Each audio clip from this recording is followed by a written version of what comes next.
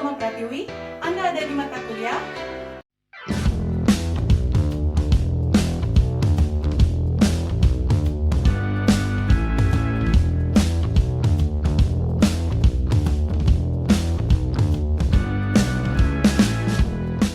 Pertemuan 7 bagian 2 tentang pengelolaan limbah pariwisata.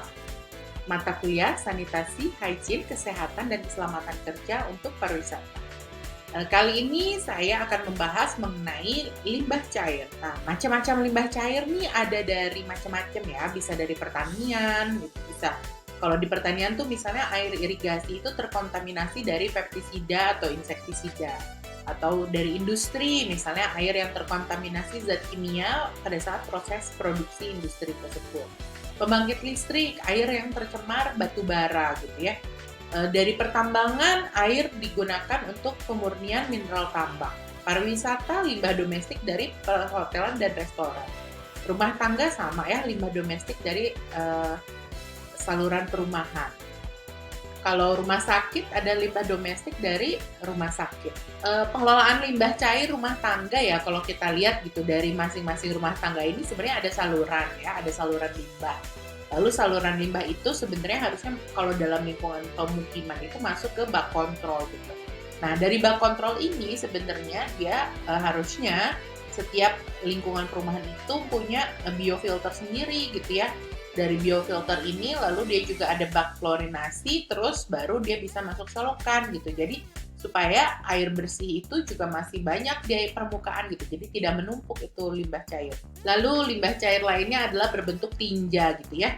Nah, semakin meningkat jumlah penduduk maka semakin banyak akan memproduksi kotoran manusia gitu ya. Dan tinja ini sebenarnya adalah suatu habitat yang baik sekali untuk perkembangan virus, kuman, dan bakteri. Terus diantaranya nih, kalau virus nih, virus enterovirus itu yang menyebabkan polio. Terus ada virus hepatitis gitu ya, terus virus yang menyebabkan diare, rotavirus misalnya gitu.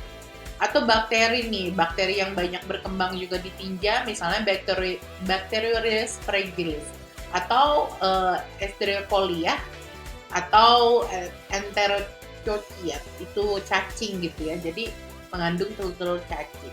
Atau misalnya perkembangan dari protozoa begitu. Yaitu salah satunya Balantidium coli, Entamoeba histolica, atau Trichuris trichuria. Nah, ini sarana pembuangan limbah cair ya. Intinya kalau misalnya kita punya pembuangan limbah cair itu jangan sampai dia mencemari permukaan tanah atau permukaan air gitu ya. Jadi dia harus jauh dari sumur begitu.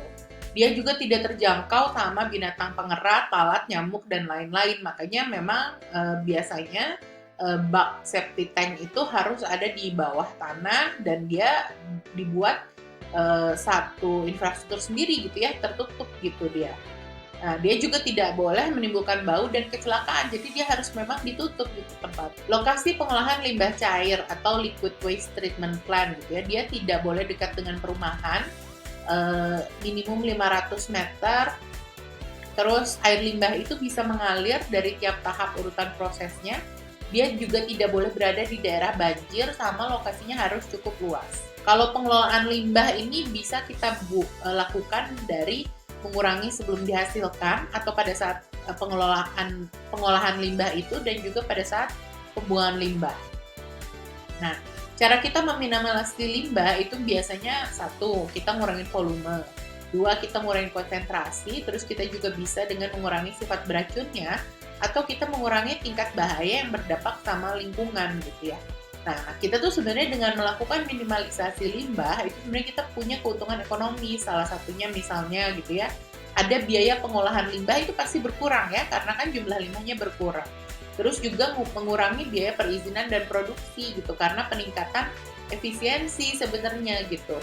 Lalu dia juga mengurangi resiko kecelakaan dan tanggap darurat gitu ya, yang diakibatkan oleh penumpukan limbah.